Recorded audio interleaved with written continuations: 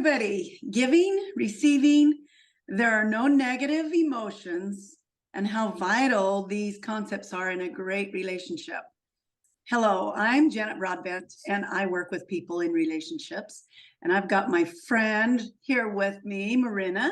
And Marinna is my teacher, my peer, my go-to person with all these questions about relationships. And we're very blessed to have her here. And I think that really is your goal, isn't it, Marinna, to bless as many people as you can. So Yes, welcome. that's one of my goals. Thank you very much. Uh-huh. So let's start with giving and receiving.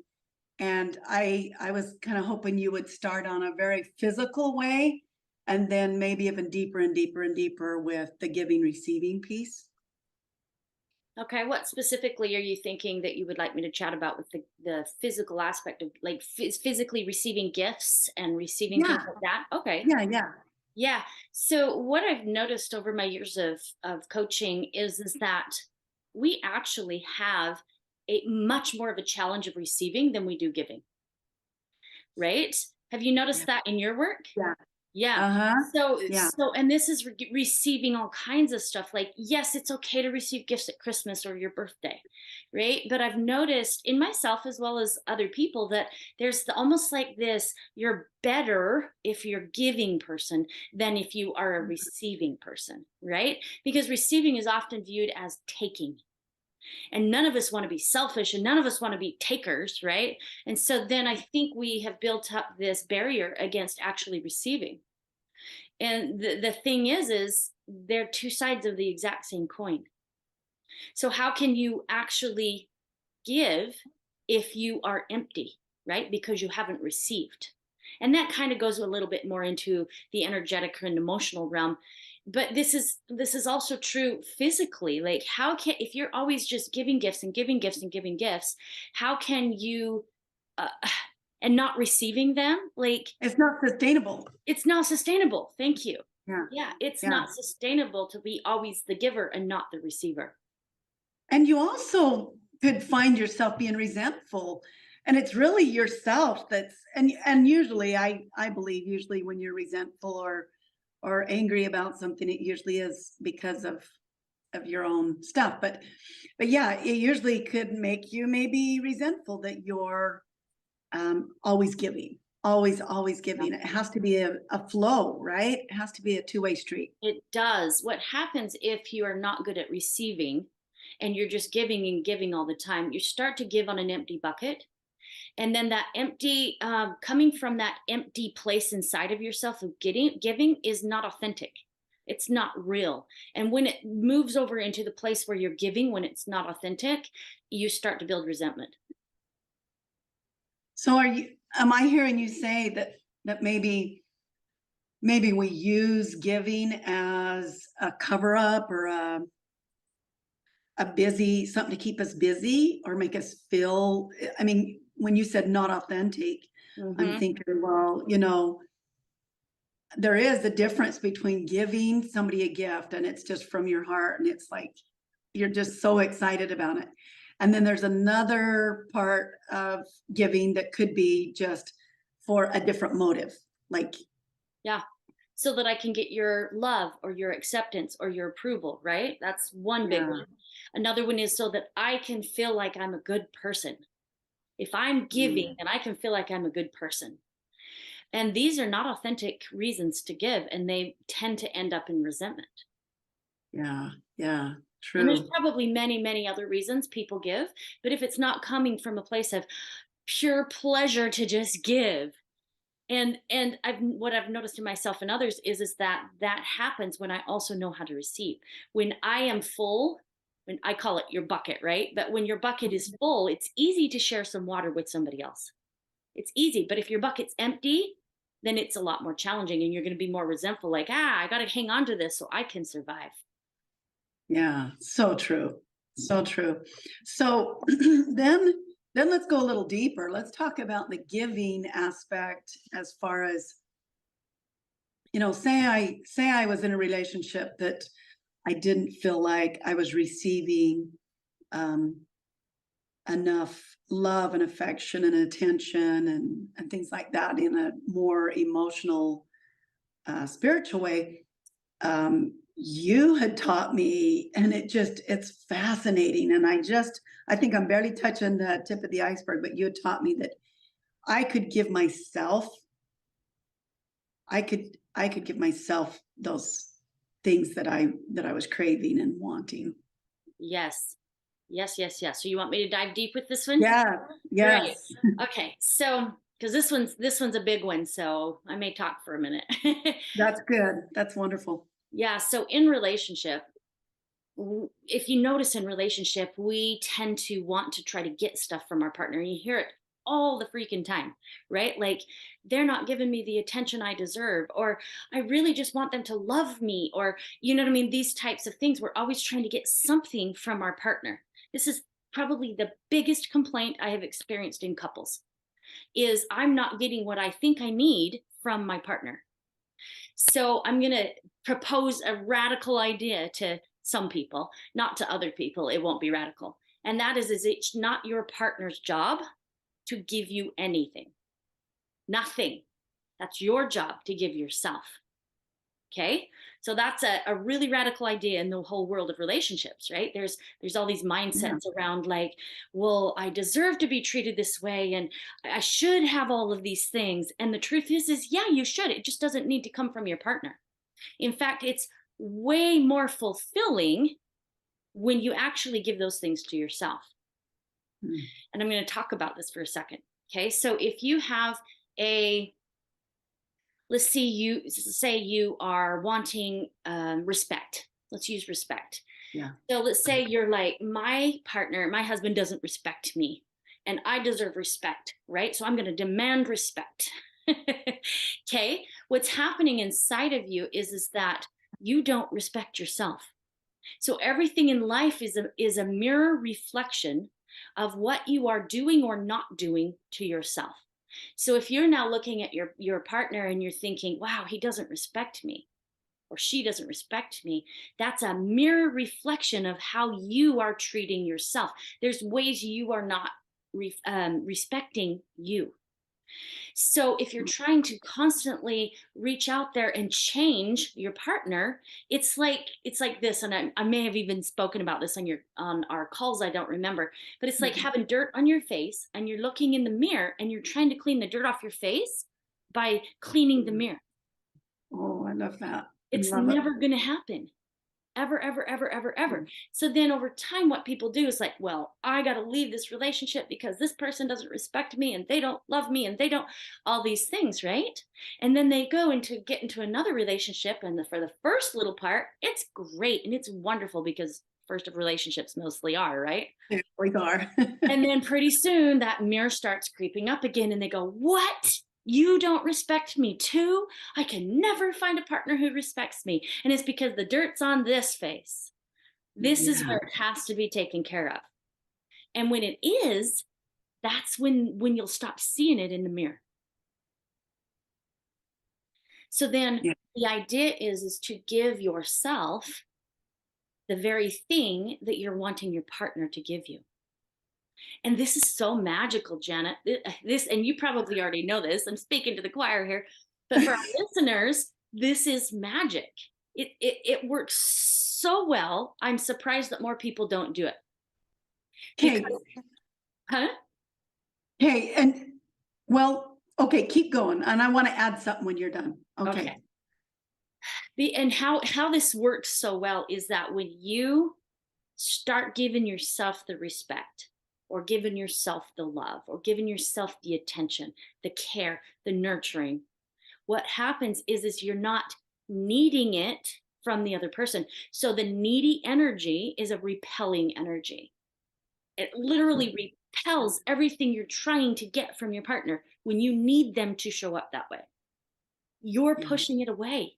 You cannot have it if you need it. And when you haven't given it to yourself, you're going to come from a place of need, from lack, because it's not there. Okay? So you're literally repelling what you absolutely want from your partner away.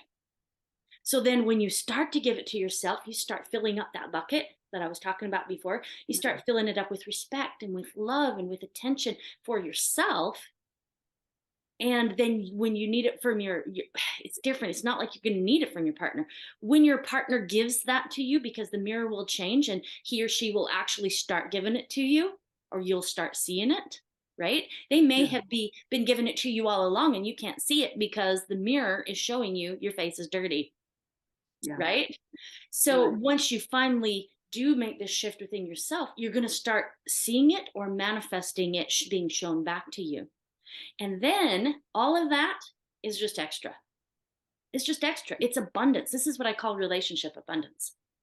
Is when you're Mm. so full of your own love and attention and connection and juiciness, then everything your partner gives you is extra. Oh, I just love this. Yay. So what I was gonna say, is when when you change the way you think and you give yourself what you're expecting from somebody else, I've noticed with me, like I have this split second after something happens to either make it about that person should do this or should do that, or should give me this or that. I have this little tiny second that I can go, wait a minute, if that is what I truly want, how can I give that to myself? Because sometimes it can be so disappointing in relationships when you have in your mind, let's take for instance, I had in my mind, I'll build up, that I was going to go visit my daughter and her husband and her little baby and snuggle that baby for a minute in between what I was doing. Anyway, I was in the area, I could just run and do that, but it didn't work for her. And so I could have thought, oh, they don't want me over there. It's just, I'm too much for them or whatever. Or dang it, I really wanted to hang out with them for a minute. And my mind could have gone to, I am not getting what I need, therefore I'm unhappy or whatever. But it was so neat because you had taught me, hey, switch that around. I thought about what I really wanted and I went home and just had real special time with myself. Like, it wasn't lonely. It sounds really weird. It sounded really weird to say it, but it wasn't lonely. It Yeah. was actually, I got me a snack and a good drink and went and did some, I don't remember if I did some art that I was going to work on or something that I was interested in. And so this literally, you have that opportunity to make the decision right when you feel yourself starting to need or Yes. be disappointed. And be disappointed. And typically, that disappointment is attached to a story that you're telling yourself, right? Which is what I saw you do in that moment, was like you did not attach to the story that maybe triggered the disappointment. Like, oh, my daughter doesn't want me there, or I'm just whatever story Yeah, came into your mind, right? yeah, Like, I'm not loved as a grandma. I mean, people make up all yeah, kinds of stories, right? And it's in yeah, that moment, if you can catch yourself with the story, then you can go, oh, maybe this isn't even true, right? yeah, And then, yeah, okay, great. Now, once that story shifted, you're probably not going to even feel the feeling anymore. But if you are, then go ahead and feel the feeling and then go yeah. give to yourself what it is you thought you wanted. And I love that example, Janet. That was beautiful. You went and spent time with yourself and nurtured yourself, and you didn't feel alone. Yeah, Yeah. yeah, totally. I didn't let that story stay in my brain. And I thought, okay, I'm wanting something. I'm wanting something from them. How Yep. can I give that to myself? Yeah, I love it. That's so beautiful. That is such a powerful question. I'm wanting that from them, and how can I give that to myself? Hey, And when this happens, what I encourage people to do is, like, people think of self love as something you do, right? Like, take yourself and go sit in a bathtub. That's great. Go drink a cup of coffee. That's great. Have a date with yourself. Those things are great if they elicit a feeling, if they elicit the feeling of love, because what we're all actually looking for in everything is a feeling. When our partner loves us, we're looking for the feeling we get, right? And so if a bath ignites that feeling within you that you're like, oh, I'm just totally taking care of myself, go do the bath, right? Yeah. But don't do the bath and be distracted, right? Do the bath and think, oh, I'm taking care of myself because I took a bath. Just taking a bath's not going to be taking care of yourself, not to the level that you want it. It's like, how can you ignite the feeling within yourself of love or respect or nurturing or attention? It's the feeling that we want. And the feeling is a frequency. And that frequency is what we're looking to have. So Mm, plan or do your best to ask the question with the thought in there of like, what's going to ignite the feeling of me feeling like I love myself? And sometimes I that's love. words for people, sometimes that's feelings for people, sometimes that's actions for people. So, Wow. So the feelings, if we have a good imagination, I mean, I've coached people that have such a such a vivid imagination. They they have planned out their whole day and and even an accident and even their funeral to the detail, right? People that have really good imaginations that are dealing with depression or whatever. And I feel like if we can use that same skill of imagination and create that feeling, mhm. and that Oh, really is what it is. Our bodies don't know the difference. no, it doesn't. It doesn't. We can actually generate whatever feeling we want. Years and years ago, in the very first, I don't know, what workshop, kind of a retreat, kind of a thing that I ever went to, the facilitator had us do something that has stayed with me for the rest of my life. And what they were talking about was you can generate whatever feeling you want to generate. And so he, at the time, that when I went through, it was a she that was facilitating, and then later it was a he. But I saw it more when the male facilitator was teaching, and he would say, "Okay, when I snap my fingers, everybody gets to jump up and be in complete joy and excitement, right?" And so then he would go, snap. Everybody would jump out of their seats and rah, right? And create that feeling. And then he'd say, Mm. okay, now when I snap my fingers, I would like everybody to pull up sadness. Boom, right? And we'd all right into sadness. And what that did was that showed me that we can generate or call on or tap into, whatever your verbiage is, whatever emotion we desire. Whatever. Boy, It doesn't even matter. We have access to it whenever we want it, that is such right? a good point. I love And it. so, why couldn't we sit with ourselves and pull up love, right? Pull up Mm. gratitude, pull up, oh, I care about you, and really have the feeling. Where people get stuck with this is their stories. There's Yeah. stories about what that means, what love means, what gratitude means, what people get stuck in what it means, right? And the reason they do is because of past experiences, and then we connect love with pain and all this kind of stuff, right? And so it's like the stories, you got to be able to move beyond the stories, which will be a whole other video, I'm sure, Yeah. because there's Yes. so much about story. But once you deal with the story, then you can generate the feeling easier. So if you're having a hard time generating love like that for yourself, deal with your stories about yourself. True, true. When I was working on that generating, I call it, I have my own generator. Before I felt like I had my own generator for those feelings, I would I would visualize myself as somebody that I felt like was more powerful, like Jesus Christ and whatever person, their image or whatever. I would imagine him with his arms around me, generating that love or that tenderness. And Hmm. but I feel like that our imaginations are the key for Yeah. this piece, this relationship Yep, key. definitely can be. In one of the recent classes that I did, there was a lady who said, it really helps when you talk about that it's my inner child that's feeling the emotion. It's a little child that's feeling the emotion. And when I go and be with that little child, it's easier for me to love that little child than it would be my seeing my adult self there and giving her a hug, right? Wow. We Because have this person easier. had children, right? And they love Yeah. their children. It's like, oh, but that was me, And so visualizing it and using your imagination in that way can really make a difference. Ah, that's powerful because all of us can, every one of us can love on a little child, put our arms around a Yeah. kiddo that's crying Yeah. and the little kiddos, they are okay with any emotion. They are. They are okay with all the emotions, which brings me kind of to the next part of our video. I think we should go on unless you have something else I with. do have one more thing I wanted to Yeah. say, and that is that if there are people who are struggling to generate love, to be able to love themselves, or generate a feeling, right?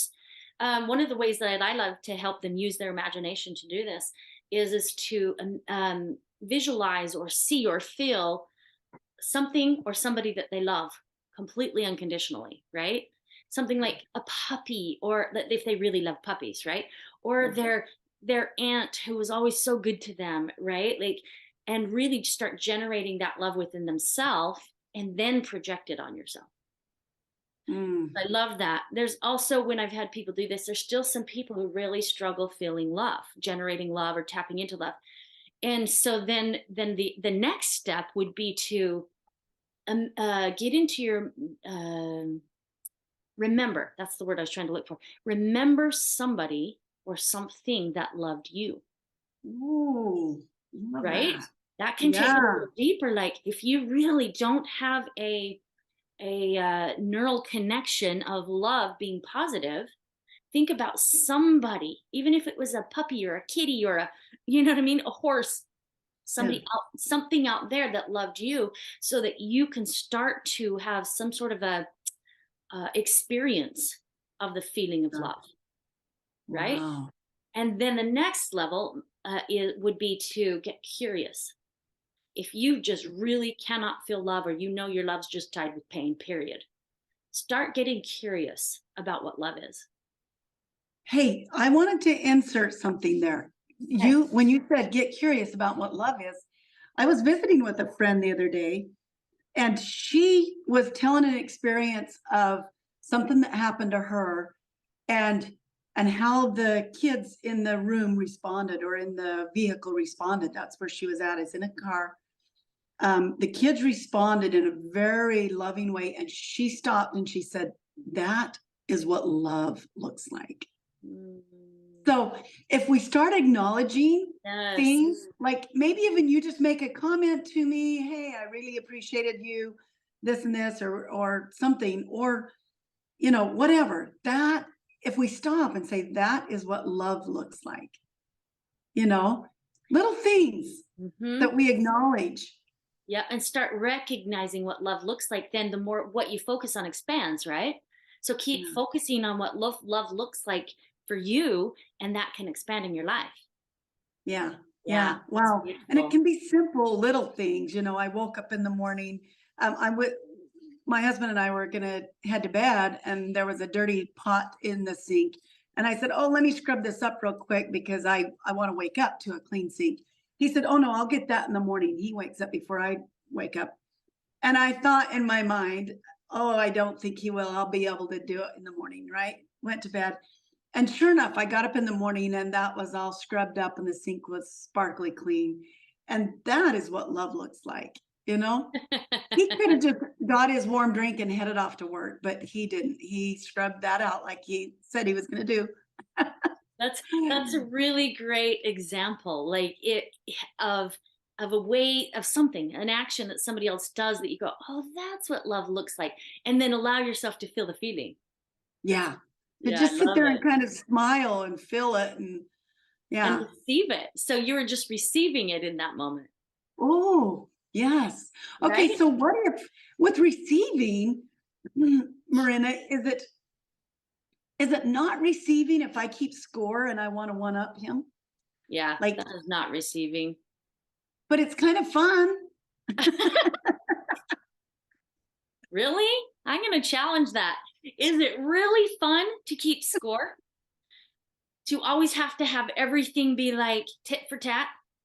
No, no, that's not the fun I was thinking of. Yeah. But more like, darn, what can I do that's small. Oh, okay. I mean, kind of like that, more like little things that, you know, Yeah, got it. Got it. Got it. Most people, when they're keeping score, are keeping score from making sure their needs are met, and that is okay, such a lack place to come from. If you're making sure your own needs are met, you're going to be in abundance, and you're not going to keep score in that way.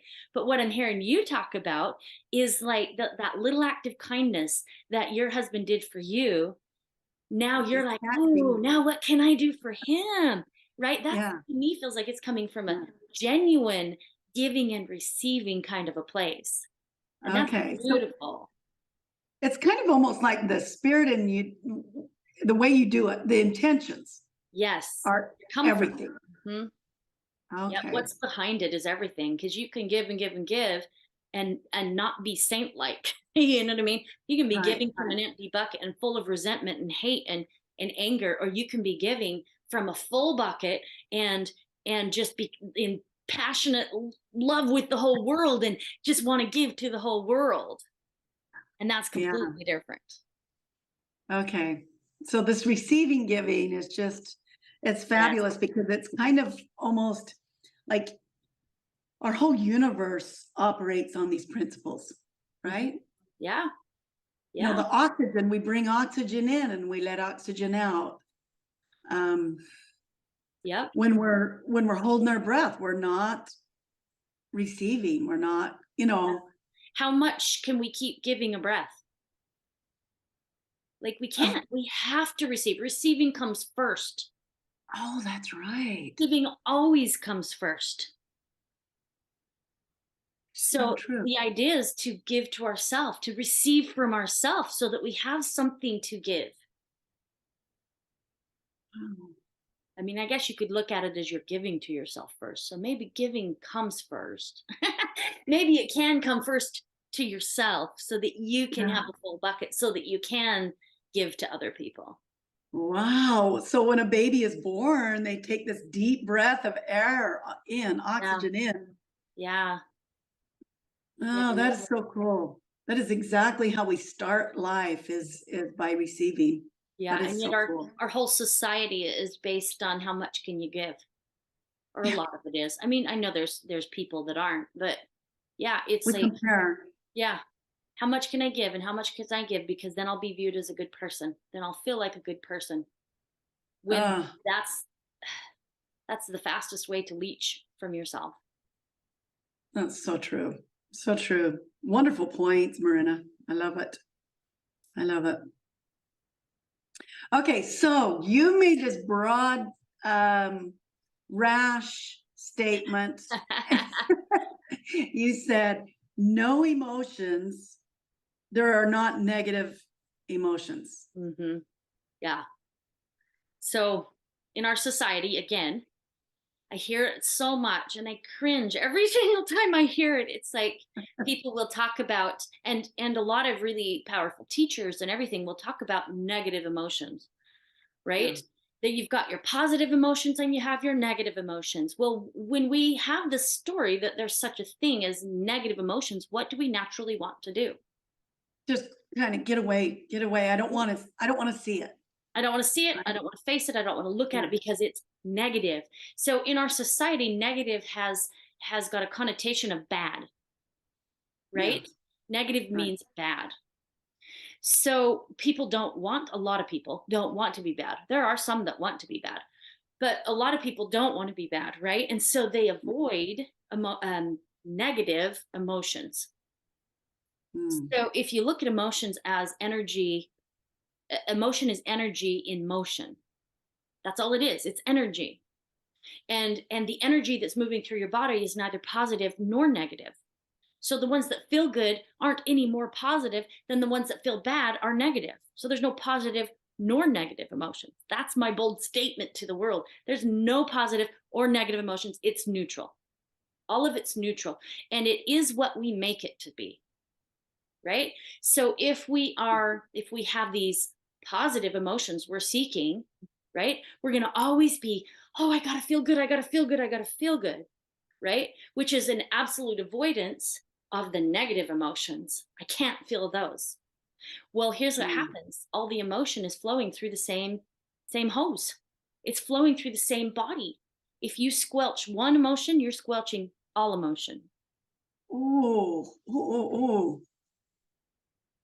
So if you're like, well, it's safe to feel sadness, but it's not safe to feel anger. Or it's safe to be happy all the time, but boy, I cannot feel fear.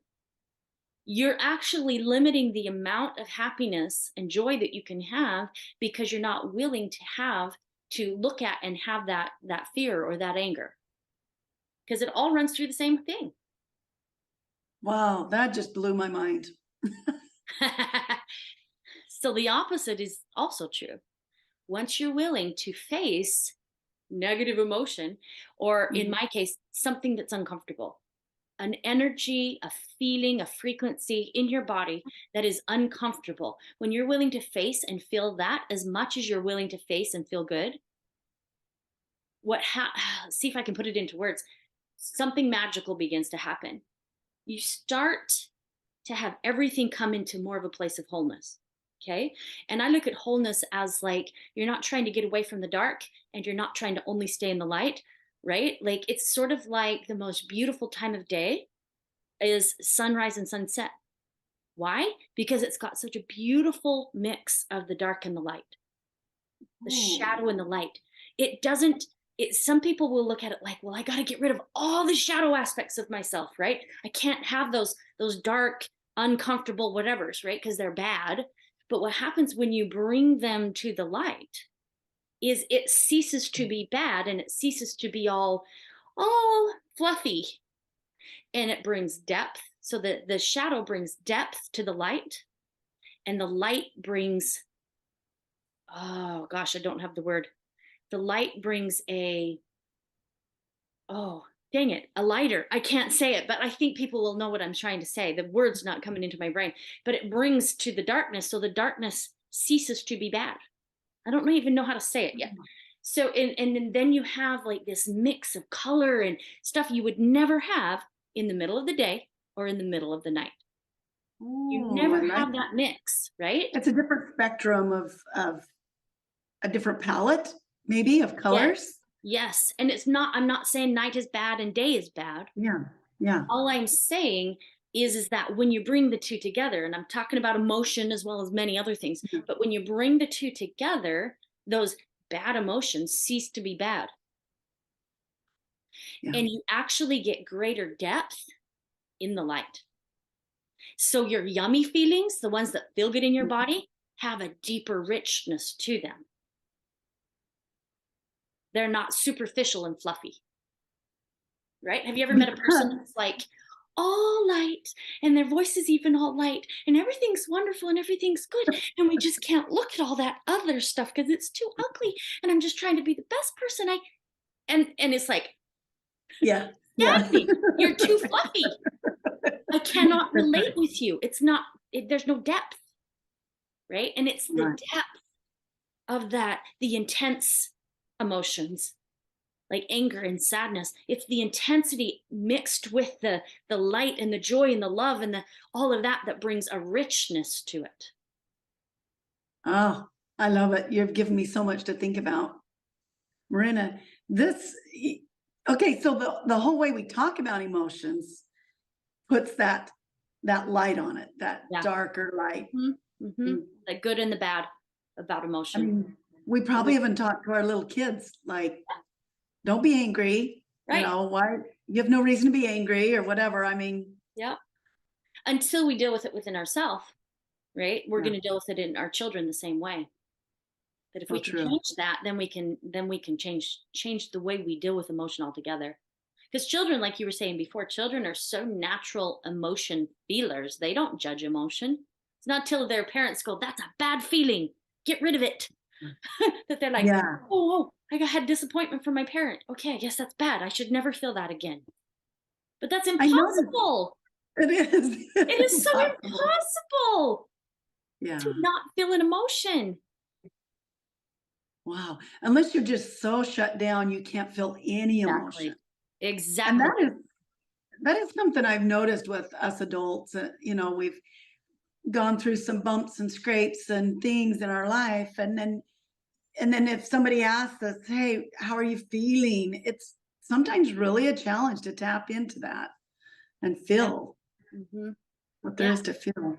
Yeah. And you notice that people who are um, majorly depressed or really can't feel a lot of stuff, they can't feel the joy either.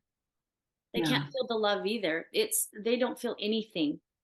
And that is actually, from my perspective, the true meaning of depression Yeah. is when we're not feeling anything. Right. So what if I was a person that was dealing with massive depression, or maybe even just I would have depressive moments, almost manic depressive moments. Um, what would your advice be for somebody that, if somebody came to you and said, "Man, I have these weeks or whatever, maybe 1 week or 2 weeks of just so much depression and anxiety." Would you just teach them how to breathe and how to feel? Would that be your basic? That's exactly what I've done. I've done this, right? I've had Mm. people come to me with both anxiety and depression, and that's the first thing I teach them is how to feel again, how to be Wow. okay again. The biggest thing: breathe and move your body. If you do nothing else, breathe and move your body. The Mm. challenges, and I've dealt with a lot of depression through my life. The challenges is when you're depressed, you kind of want to be depressed, Yeah, right? yeah, You just yeah. kind of want to. That's kind of the ugly side of depression is you're depressed and you kind of just want to stay there. And it And pisses you off when people try to pull you out of yeah, it. it kind of pisses you off when people try to Yeah. pull you out of it. You don't want to be. But I guess pissed off is a little better than not feeling anything, right? Right. And so that is the thing about an anxiety attack is your hose, so to speak. You gave that analogy of a hose, the water flowing, and the hose got kinked, no emotions at all. And then suddenly you have this panic attack, and Hmm. you're like, I am so angry, or I'm so scared, or I'm so this, that you're just like feeling big, big feelings, right? Yes, yes, yes, yes. So anxiety, oftentimes, not always, but oftentimes, it's a result of trying to control something in your life, right? And so if emotions are one of the things you're trying to control, yeah, when that opens up, you're going to have a massive anxiety attack because there's all this water coming through that you can't control, Yeah, right? So yeah. yeah, yeah, start learning how to deal with emotion when it's little. I love talking to you about these subjects because when I would visit with people and coach people about mental health and relationships, I could I could feel all of, I mean, I had words for almost everything, but I wasn't going down to the root cause. And that is our next video. I want us to do a root cause video that gets to the core of it and starts working and building yourself back to to being healthy and well and happy. Because Yeah, really basically it's just how big your desire is to be healthy and happy. That's yeah, it. I mean, yep, yep, yep. So back to the person who's depressed and wants to be depressed, right? mhm, But doesn't because you have both really going on, right? You kind of want to be mm, there, but there's a part of you that doesn't. So if you can get yourself just breathing, if you're laying in bed and you're doing absolutely nothing, you can just start breathing, right? Then maybe you yeah, can start moving a little bit, like even if it's just your hand, like yeah. start breathing a little, start moving a little. And then if you can start being present with emotion when you want to, you'll start pulling out of depression. I don't deal with depression anymore and haven't for a good handful of years because I've just really been doing this work. Oh, I I love it. also take care of my brain, right? Like I also take supplements that support my brain, right? Yeah. But I'm doing the work on the physical as well as the emotional, and that makes all the difference in the world. I like that you combine both of them. I think that is a pretty important, Mhm. make sure your hormones are balanced and you're Yeah, getting the nutrients that you need. yeah, because nowadays hormones are a big thing. Like Yeah. everybody's hormones are off, right? And Yeah. that can really add to depression. And so, yeah, take care of yourself physically too, so that it makes it easier to deal with the emotional stuff. That's awesome. Well, I think the people that I visit with and that I associate with are going to be super excited to see this video. listen to this. It's something that you can plug in while you're driving and listen to it. And, I think that's very helpful. I love your tips. Thank you. Thank you. Okay, so does that feel like all the questions, you got all your questions answered? I think so. I think so. I'm excited that we're going to make tons of different videos with different topics. I love hearing your thoughts about it, and I love going deep with the different topics that we're going to talk about. Super Awesome. cool. Awesome. Yeah. Okay, well, thank you. And thank you Thank to our, you. yeah, thank you to all of our watchers for showing up today and blessing their lives, enriching their lives with new information, or maybe integrating old information or Yeah. something like that. So thank you for showing up, and we'll see you next week. Now, Marinna, when we post this video, if people have ideas on different topics and stuff, that would be wonderful if they posted that with Yes. under our video. Post Yes, it and yes. we'll, Ask questions. yeah, Ask questions about topics you would love to hear about. And I have never ever asked a question to you, Marinna, that you weren't able to shed some light on it. I mean, there's times that you say, well, let me think about this. Let me get back with you. And so I would love it if people would give us the hard questions too. Yeah, bring them on. Okay. Bring them on. If I don't know something, I won't pretend to know it. Yeah. Okay. That's not who I am. I'll say, well, you know what? I don't know that. I don't know much about that field. So, but here's Nice. somebody who does. Yeah. Nice. Thank you so much. Yeah, thank you.